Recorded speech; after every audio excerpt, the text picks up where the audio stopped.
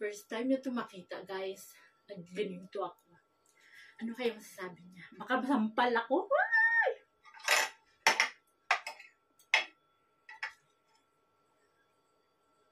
Baka masampal ako, no?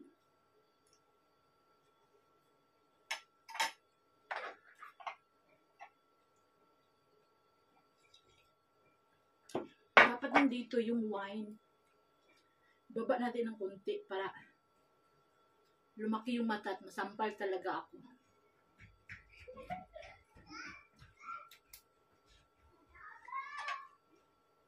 Lipstick lang naman ako. Wala namang koloriti sa mukha ko. Andyan na. Alika! Boy. Boy, boy, boy. Opo, kanina. Nashock sa mata siya. Bakla ta kena. Siyawa ka. Nag-import ako. Tapos sabihin mo lang akong bakla. Hoy. Baka hindi ba ako maganda? Maganda, maganda. Uy! Buka akong bakla daw. O, mga sisi.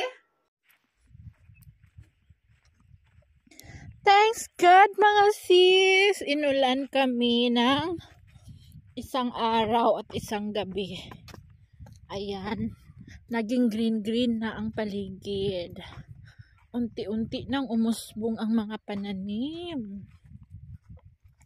Mga ano to, mga 2 to 3 days green-green na ang mga trigo or ang mga palay. Basa na yung lupa. Thanks God kasi dahan-dahan na siyang nagre-green. Ang tagal ng ulan, grabe. Binigyan kami ng ulan isang araw lang. Dati pag umulan baha-baha, ngayon walang baha-baha. Iba-iba ang weather, ano. Hindi pare-pareho.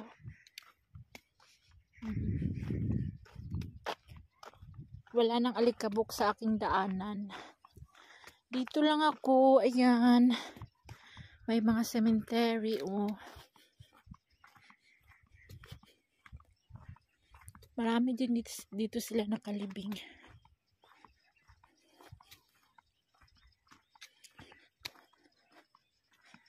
Ayan na yung puti. Puti-puti. Ayan. Ayan. So, dito lang ako. Hindi ako lalagpas. Babalik ako. Dito lang ako magbalik-balik. Hanggang doon. Sa taas yung may malapit sa bahay. Dito lang ako pabalik-balik ang aking everyday daily routine ng 1 hour of exercise. See you mga sis. Ang daming wild berries. O, nakita nyo? Ayun o. Zoom in natin. Wild berries yan. Mahinog yan siya. Huhulog din siya. Yan. Hulog yung iba. So, maglakad muna tayo, ha? Hello! Maraming cow. Wow! Hundreds of cows sa kalsada. Ito ang hari ng kalsada. Bawal sila bungguin. Gusto mo makabayad ng 100,000 ng isa? Oh. Kung gusto mo bumangga, bayad ka.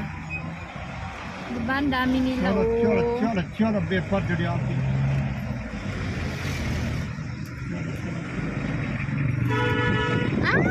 So many pieces na.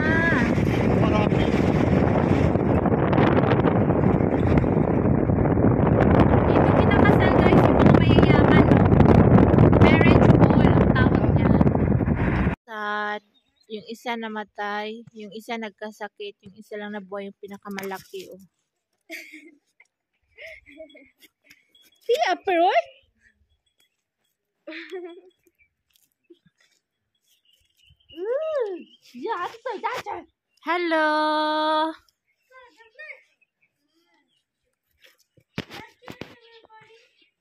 Hello, kambing.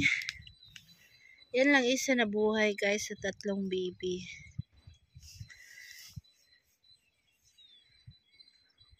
Kasi pinanganak silang malamig.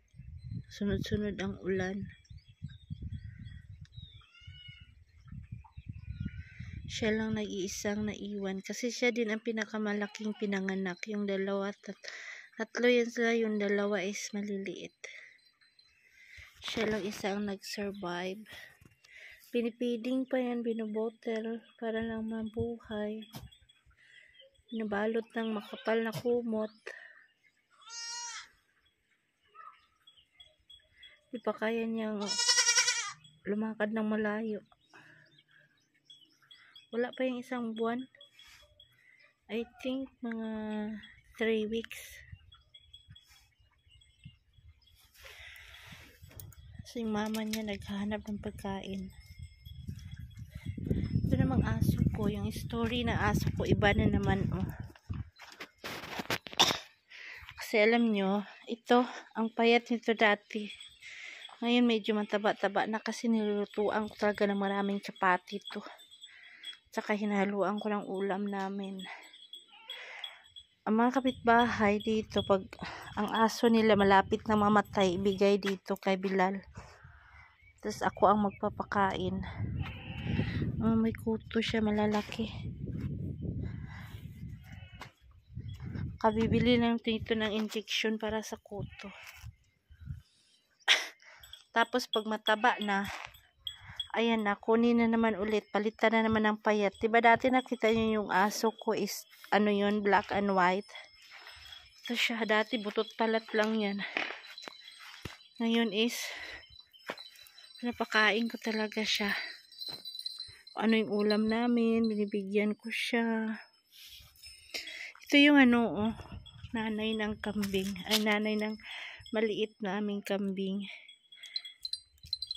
Kasing ano niya yung ano, nakasurvive.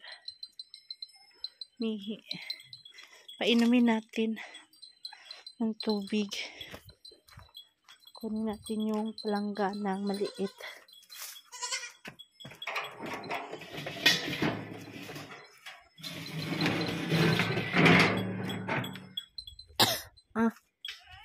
Tsaka ito yung aming isang puti. Marami sila mga kapitbahay. Ay!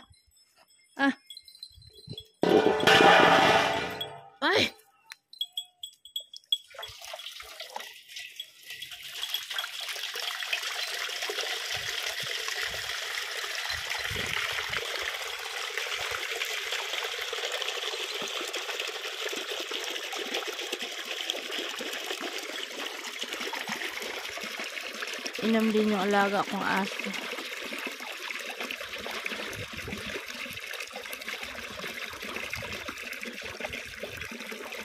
Sa gabi ko ito pinapakain ng mga 4 sa 5 chapati.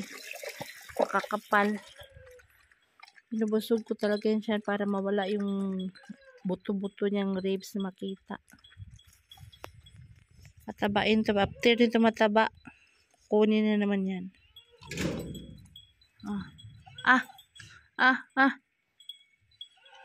Cha! Jo! Picha ka!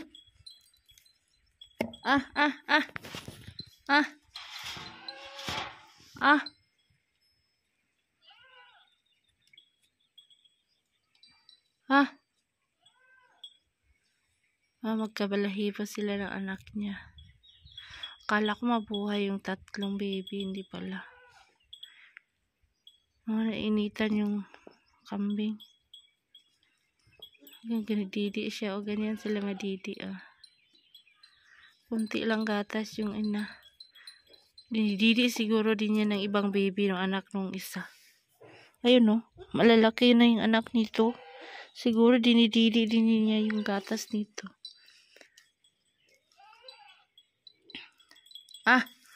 Hoy!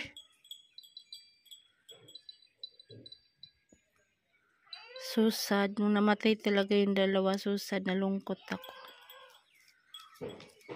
Yung puti, oh. Yung nasa first line, yung malaking tenga. Di pa yan buntis. Nabuntis sana yan para madagdagan yung baby.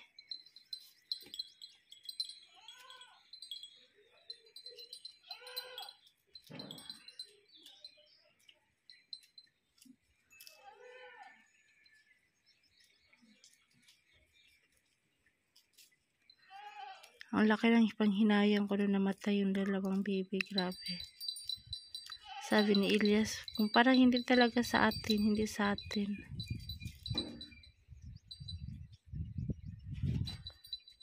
Papainit sila kasi sa loob, maginaw. Sa loob ng kanilang kwarto. Nadidi siya.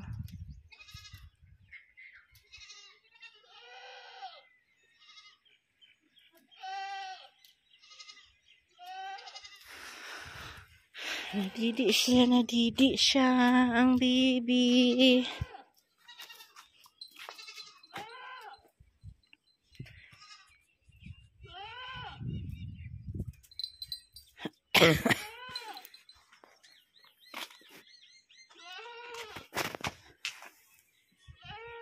Babae, lalaki. Lalaki siya. Siya, natakot siya doon sa kuta, ay sa aso. Hinihingal siya. Nainom na siya ng tubig.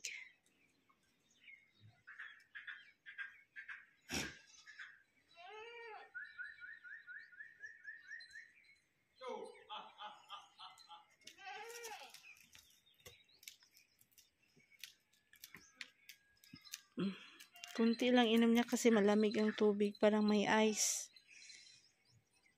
Hinihingal siya. Bakit kaya hinihingal to? Lakas ng hingal niya.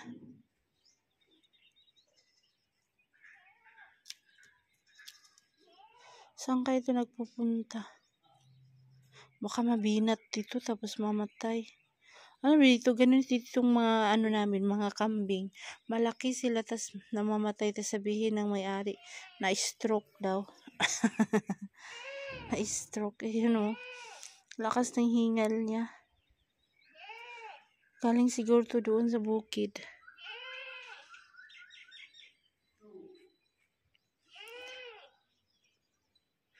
Ayan, huwag kayo magpainit. Ay, yung baby niya nagpapainit, nagsasunbathing.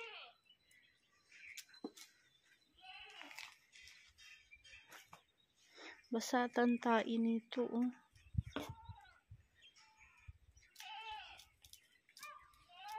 Sana hindi magkasakit siya.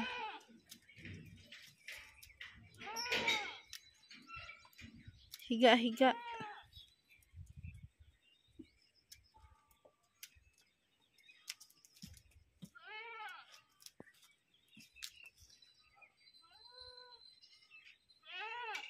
Guys, may deliver tayong isang box na samosa.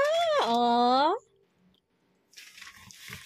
Pamigay namin dito sa mga auntie ni Elias, anis ni Elias, mga nephew ni Elias. Kasi marami kami dito ngayon. Nag-ipon-ipon kasi Rosa na. Bilang Thanksgiving sa sa aming kambing na nag-pour ng 3 girls. Ito pamigay namin hanggang sa kapitbahay. O pamigay namin. Alam niyo isang piraso nito is 40. Malaki na siya guys, pero ang laman, mainit pa siya bagong gawa. Takpan natin kay malamig. Pakita ko sa inyo ang laman ha. Patong natin yan tapos ito. Ano pala yan?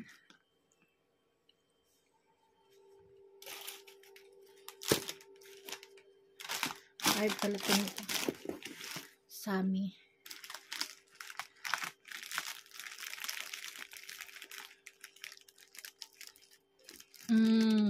Potato and vegetable ang laman nito.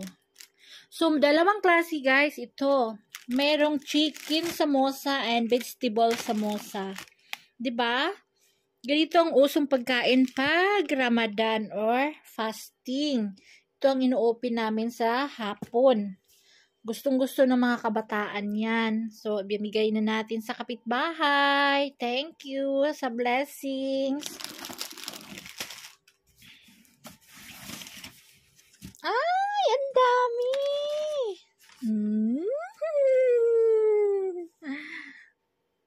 Ang kakain nito is small kids.